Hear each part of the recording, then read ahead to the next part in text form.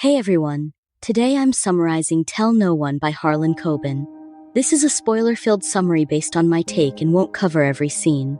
If you're interested in reading the full book, the link's in the description. Let's jump in. The story starts with David and Elizabeth Beck driving to Lake Charmaine to celebrate their anniversary. Lake Charmaine is owned by David's grandfather and named after him. Throughout their time at the lake, David had been wanting to tell Elizabeth something but couldn't bring himself to do it. He never had the chance, though, because he heard Elizabeth scream as she was dragged away when he woke up. Moments later, he was struck in the head with a baseball bat. 8 years later, David Beck continues working as a pediatrician. His work has become his escape. He lives with his grandfather, and even after 8 years, he hasn't been in another relationship. So far, he has been living a peaceful yet sad life, but trouble begins when the sheriff approaches him, asking for a blood sample. 2 bodies have just been discovered near Lake Charmaine, and they may be connected to what happened to David and Elizabeth 8 years ago. David cooperates, but he later becomes a suspect when the bodies are found alongside a key that leads to a safe deposit box. The box contains photographs of Elizabeth with bruises. Another problem arises when David receives an anonymous email. The first email contains a link, instructing him to open it at kiss time. Only he and Elizabeth know about kiss time. When he clicks the link at 6:15 p.m., he's shown a video of Elizabeth.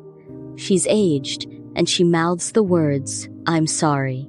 The second email instructs him to log in to another website 2 hours after kiss time, providing a username and password. It takes David hours to figure out that the username and password are actually codes. He makes the discovery after midnight while walking his dog. He logs in at a Kinko's, tying his dog to a parking meter outside. Once he's logged in, the second email tells him to meet Elizabeth at the park the next day at 5:00. The next day, David continues working at the clinic. The day before, he had begun investigating Elizabeth's death. He requested her autopsy report, made an appointment to meet with PF, a lawyer listed in Elizabeth's planner, and visited Rebecca, Elizabeth's best friend, to ask about the photos showing his bruised wife. 8 years ago, when David asked Elizabeth about the bruises, she claimed it was from a car accident with Rebecca. But now, Rebecca admits they never had an accident, it was just an alibi for Elizabeth. Rebecca doesn't know the truth. David's lawyer called him in the middle of the day, telling him he was about to be arrested. He had 1 hour to surrender, or he would be suspended for the murder of Rebecca. She was found dead in her studio, and according to her assistant, David was the last person she saw. A gun and gloves were also discovered at his home.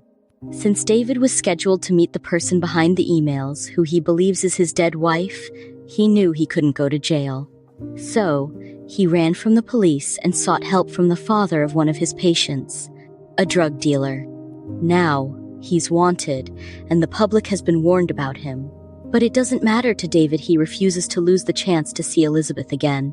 David waited in the park, and in her hotel room, Elizabeth peeked out and saw him. She knew he had been followed, and she couldn't risk showing up. He was surrounded.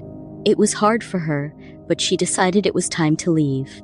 She bought tickets for herself and David, but it seemed she couldn't take him with her.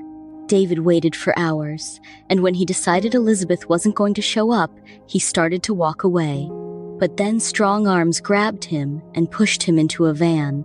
It was Larry and Eric, people from Gary Scope's group.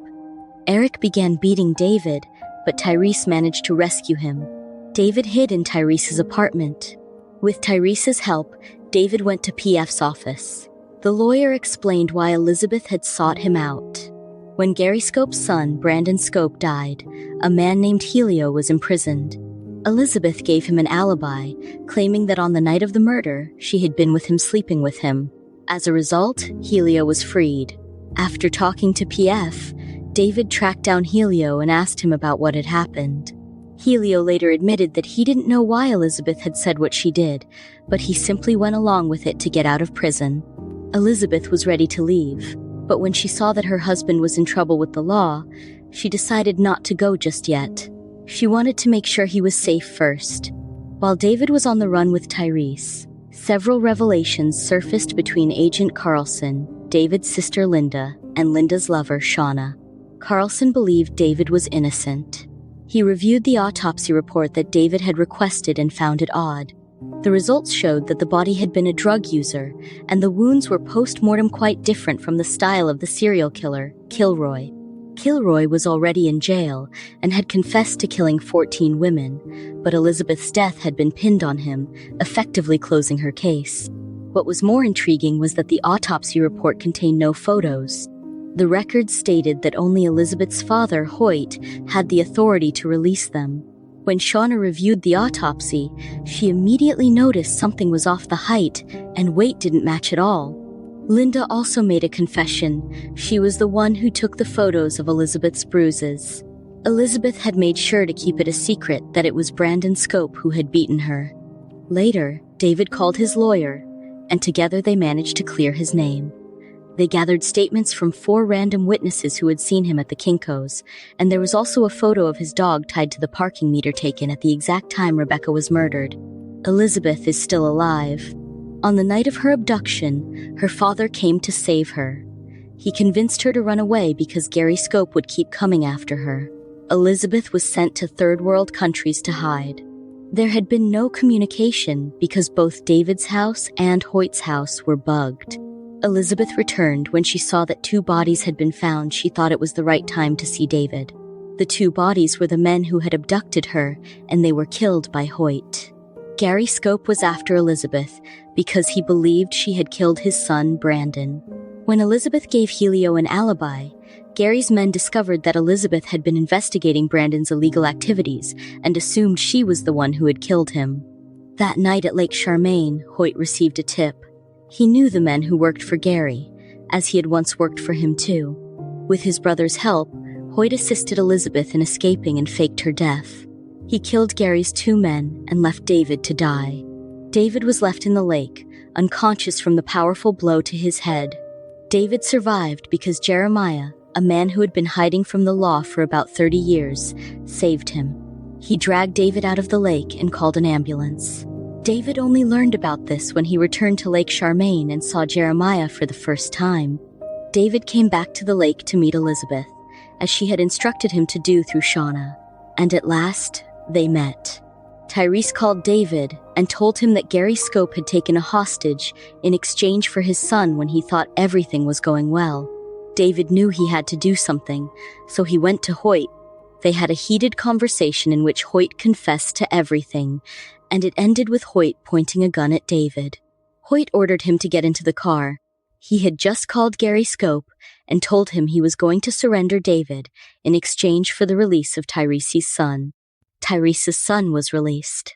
When Hoyt and David were face-to-face with Gary, Hoyt handed him an envelope containing the research on Elizabeth and David's father. David's father, Stephen, was killed because he uncovered the terrible things the Scopes had done. Stephen and Hoyt were friends. Stephen shared his findings with Hoyt, but Hoyt betrayed him by informing the Scopes, which ultimately led to Stephen's death. When asked who killed Brandon Scope, Hoyt responded by naming David. However, Hoyt ended up getting beaten. Then a recording played. It was a conversation between David and Hoyt in the car. David: Elizabeth didn't kill Brandon Scope. Hoyt: I know, because I did. At that moment, Hoyt was lying on the floor, with police helicopters already hovering overhead. He grabbed his gun and shot Gary Scope twice, then turned the gun on himself. Later, David figured it out. Hoyt had known the car was bugged. He had always been irritated by Gary Scope. All along, sacrificing himself had been Hoyt's plan. That's why he interrupted David in the car when David said that Elizabeth didn't kill Brandon Scope.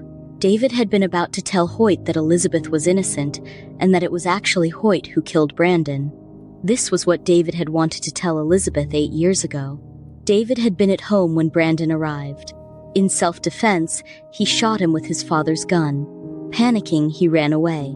When he came back, the body and the gun were gone. It had been cleaned up.